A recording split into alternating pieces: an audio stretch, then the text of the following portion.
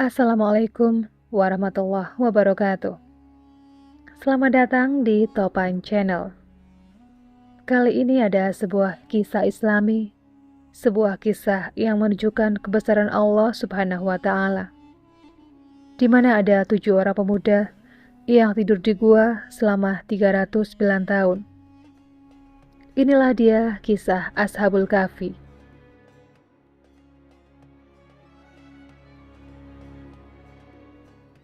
Kisah teladan 7 pemuda Ashabul Kahfi mempertahankan iman dari kekejaman Raja Dkianus hingga ditidurkan oleh Allah dalam gua selama 309 tahun, memberikan banyak hikmah bagi umat muslim.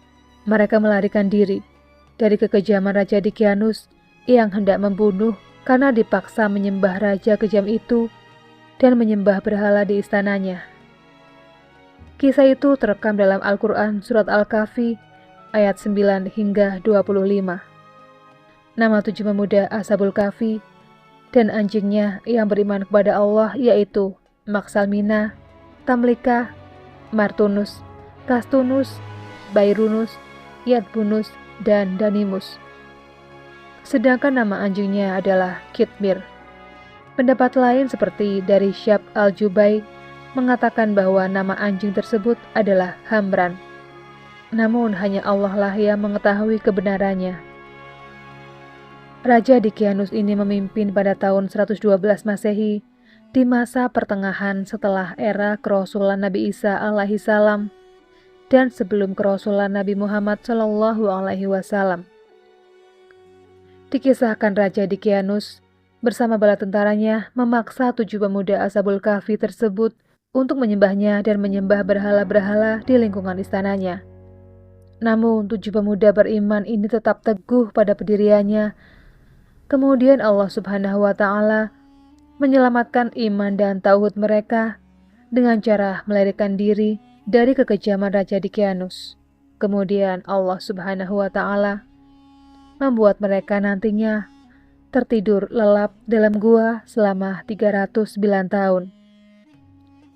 Banyak yang berpendapat lokasi gua terdapat di Yordania, di perkampungan Al-Rajib, atau dalam Al-Quran disebut Al-Rokim, yang berjarak 1,5 kilometer dari kota Abu A'landa, dekat kota Amman, Yordania. Raja Abdullah II atau Raja Yordania telah meresmikan untuk mendirikan di muka gua Ashabul Kahfi masjid dan ma'had yang diberi nama Masjid Ashabul Kahfi. Mulanya Dkianus adalah seorang penyembah berhala yang sangat fanatik. Dia menyebar mata-mata ke seluruh negeri Syam untuk mengetahui orang-orang yang tidak menyembah berhala. Jika dia menemukan orang yang tidak menyembah berhala, seperti yang Dkianus lakukan, maka mereka akan diseret ke hadapan Dkianus.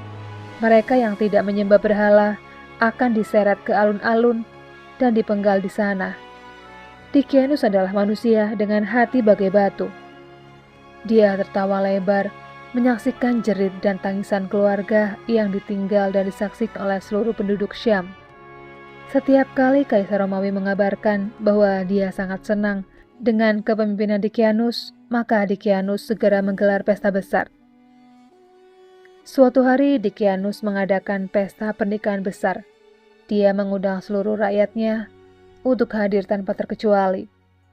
Seluruh penduduk diperintahkan agar menghias rumahnya dengan lampu-lampu yang cantik. Hari yang dinanti pun akhirnya tiba. Orang-orang berkumpul di sekitar istana yang dikelilingi oleh sebuah parit yang sangat lebar. Mereka menari dan bernyanyi bersama. Sementara itu, para menteri memadati istana. Tidak lama kemudian, muncullah Dkianus dan mempelai wanitanya yang disambut meriah dengan sorak tepuk tangan. Dkianus kemudian duduk dengan khusyuk di depan berhala yang berada di tengah-tengah istana. Suasana menjadi senyap. Dkianus menyembah berhala itu, lalu menyerahkan sesembahan, kemudian kembali bersujud pada patung yang terbuat dari emas itu.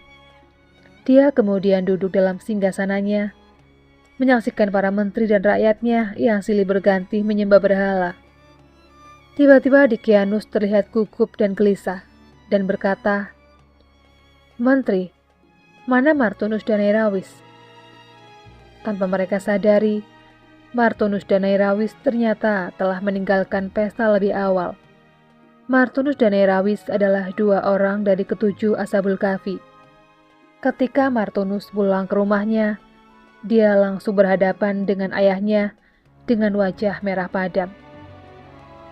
Martunus segera menghindar, namun ayahnya menarik kerah bajunya dan memarahi anaknya atas kekecewaan terhadap perilakunya sewaktu berada di istana. Martunus kemudian mengurung diri di kamarnya, menangis terseduh-seduh. Dia merasa diasingkan oleh seluruh penduduk negeri, bahkan oleh ayahnya sendiri yang amat dia sayangi yang bernama Nastas. Nastas adalah seorang menteri dari Dicyanus, sedangkan Nairawis adalah anak dari menteri kepercayaan Dicyanus yaitu Claudius. Sementara itu, di rumah Maxalmina, seorang pengikut ajaran Nabi Isa alaihissalam yang sangat tidak suka dengan pemerintahan Dicyanus, tiba-tiba rumahnya diketuk. Maxalmina membuka pintu. Ternyata yang dia temui adalah Martunus, sahabat yang sepaham dengannya. Mereka berdialog dengan peristiwa yang baru saja menimpa negerinya. Mereka berdua adalah orang-orang yang kehilangan orang yang mereka sayangi dari peristiwa tragis itu. Tidak lama mereka bercakap-cakap, pintu rumah kembali diketuk. Ternyata mereka adalah Nairawis dan Danimus. Danimus adalah seorang pedagang yang selalu tertindas dalam ketidakadilan oleh para pedagang besar orang-orang Romawi. Mereka berempat terlibat dalam pembicaraan yang serius, hingga akhirnya mereka memutuskan untuk lari dari kota yang penuh dengan kenistaan dan jauh dari Tuhan. Keesokan harinya, terdengar kabar bahwa putra dari Dicyanus tewas terbunuh di sungai. Pembunuhnya adalah Hawawi Nartusia, seorang pengikut Nabi Isa alaihissalam. Dia segera ditangkap dan disiksa di hadapan Dicyanus. Ketika sedang mengawasi penyiksaan ini, mata-mata Dicyanus mengatakan kepada Dicyanus, "Tuan, aku pernah melihat pemuda ini bersama Martunus dan Nairawis, beserta para pemuda lainnya. Aku khawatir mereka bersekongkol menyiapkan rencana licik ini. Mereka menyebarkan bahwa Tuan adalah orang sesat karena menyembah berhala. Mereka juga mengatakan bahwa Anda kejam dan sewenang-wenang. Aku khawatir mereka berusaha menggulingkan Tuan dari jabatan terhormat ini." Mendengar perkataan ini, Dicyanus pun menjadi geram. "Pergi dan tangkap mereka sekarang juga. Jangan kembali jika kau tidak berhasil menangkapnya." Di antara para pejabat Dicyanus, ada yang simpati terhadap nasib Martunus dan Nairawis. Kabar ini pun tersampaikan ke telinga Martunus. Mereka berenam sepakat untuk melarikan diri ke negeri terdekat yaitu Ar-Rokim. Dalam pelarian mereka, kemudian beristirahat dalam sebuah gua, dan tidak henti-hentinya meminta perlindungan kepada Allah Subhanahu wa Ta'ala. Allah Subhanahu wa Ta'ala menjadikan gua ini tampak menyeramkan, sehingga siapapun yang mendekati gua ini akan terbersit ketakutan dan tak berani memasukinya. Ketujuh pemuda ini dan seekor anjing ini akhirnya tertidur selama 309 tahun dengan izin Allah Subhanahu wa Ta'ala. Mereka kemudian dibangunkan oleh Allah dari tidurnya.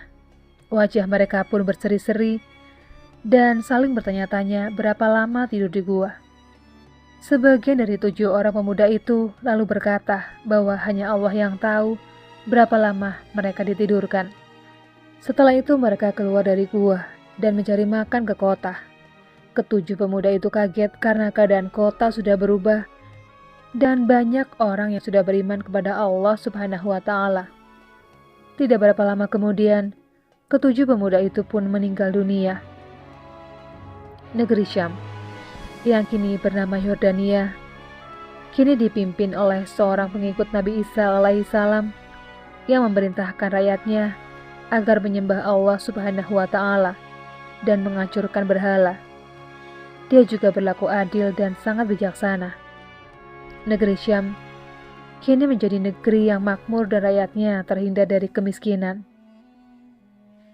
Demikianlah kisah tentang Ashabul Kahfi, di mana ada 7 orang pemuda dan seekor anjing yang tertidur selama 300 tahun di dalam sebuah gua. Buat kalian yang suka dengan channel ini, jangan lupa untuk menekan tombol subscribe-nya, tekan tombol loncengnya, supaya kalian tidak ketinggalan video terbaru dari channel ini. Sekian dulu video kali ini, jumpa lagi di video berikutnya. Assalamualaikum warahmatullahi wabarakatuh.